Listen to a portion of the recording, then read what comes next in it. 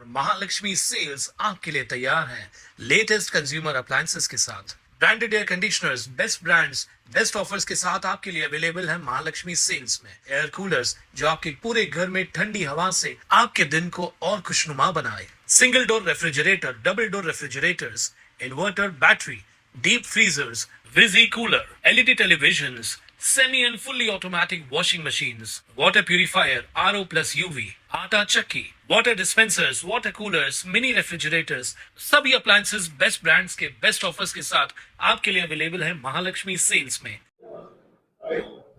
राजेश जी, नामांकन अर्ज दाखिल करने के लिए शेष 3 दिन बचे हैं, तो गठबंधन को लेकर आखिर क्या चर्चा है, क्या गठबंधन होगा?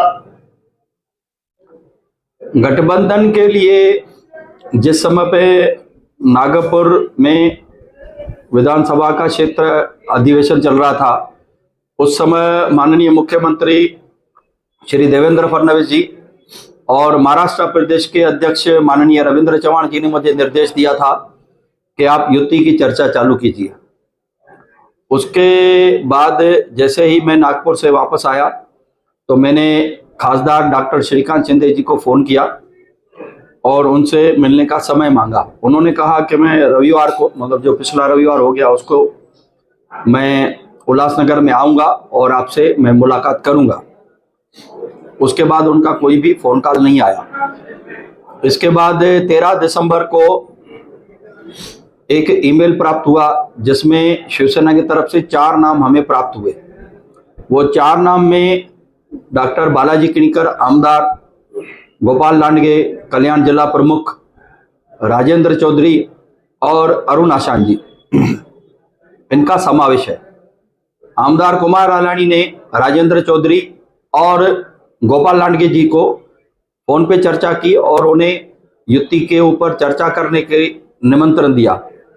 उन्होंने कहा कि हम आपको मंगलवार को आके चर्चा करते हैं। मंगलवार को उनका फोन आया कि हमें निर्देश हुआ है कि हम पहले कल्याण में चर्चा करते हैं और बाद में हम उल्लासनगर की चर्चा करेंगे। आज तक अभी तक वो आए नहीं है हमारे से चर्चा करने को, ना ही उन्होंने हमें बुलाया है।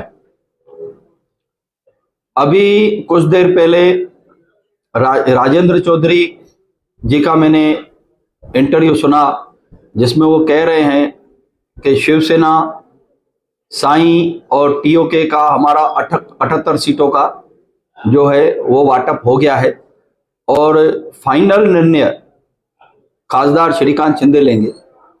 तो हमारा भी 78 सीटों पर लड़ने की तैयारी है और फाइनल निर्णय हमारा माननीय मुख्यमंत्री देवेंद्र फडणवीस जी और माननीय महाराष्ट्र प्रदेश के अध्यक्ष श्री रविंद्र चव्हाण जी लेंगे। आपने समन्वय को लेकर एक लिस्ट नाम बताए, वो समन्वय की जो सूची जाहिर हुई वो केवल बीजेपी की तरफ से हुई, लेकिन ऐसी कोई भी समन्वय सूची शिवसेना की तरफ से जारी नहीं हुई है। तो कहीं ना कहीं ऐसा नहीं लग रहा है कि केवल महायुति में गठबंधन को लेकर सिर्फ बीजेपी कोशिश कर रही है लेकिन सेना नहीं कर रही है? देखिए, जो महाराष्ट्र प्रदेश की तरफ से सूची जाहिर की है तो ये पक्का समझिए कि शिवसेना ने ये 4 नाम भेजे होंगे और वो नाम जो है हमारे जो 5 लोगों की कमेटी बनी है उनके साथ मिले हैं। इससे पहले 13 दिसंबर को भी मुझे ईमेल आया है। इसके लिए हमने उनसे चर्चा चालू की है। अगर उनका इंटरेस्ट नहीं है तो कोई बात नहीं, हमने अपना युक्ति धर्म निभाया है। युक्ति धर्म निभाते हुए हमने उनको आमंत्रित किया है। वो चर्चा नहीं करना चाहते हैं तो कोई बात नहीं, हम 78 सीटों पर लड़ने को तैयार हैं।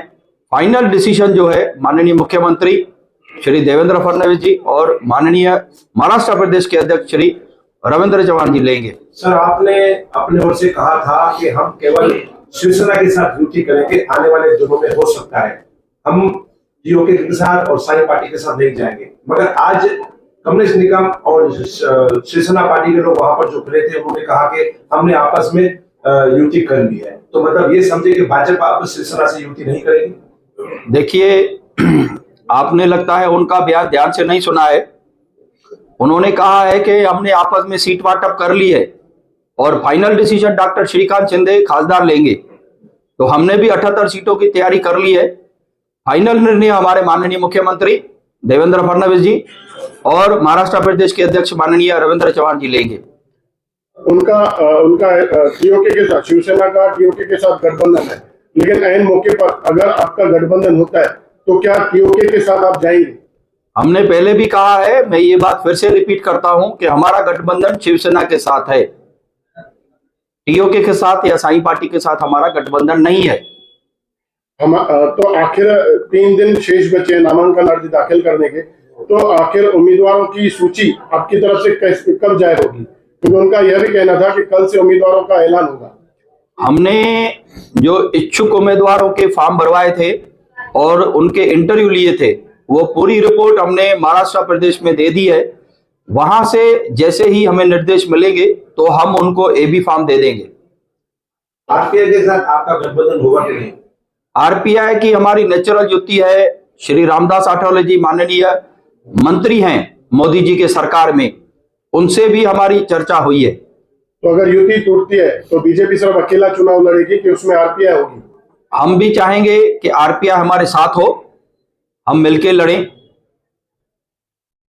इसे लेकर पूरे विषय पर आखिर राजेश वद्रिया वो युति को लेकर, महायुति को लेकर, बीजेपी शिवसेना को लेकर वो क्या समझ रखते हैं? राजेश वद्रिया, देखिए यहाँ सवाल राजेश वद्रिया का नहीं है, यहाँ सवाल जो है वो जिला अध्यक्ष उल्लासनगर जिला का है। भारतीय जनता पार्टी में अध्यक्ष परंपरा चलती है।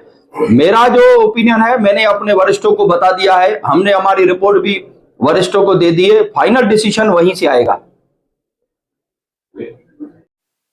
ताज्या घडामोडींसाठी स्वानंद न्यूजला सबस्क्राईब करा आणि बेल आयकॉनवर क्लिक करा।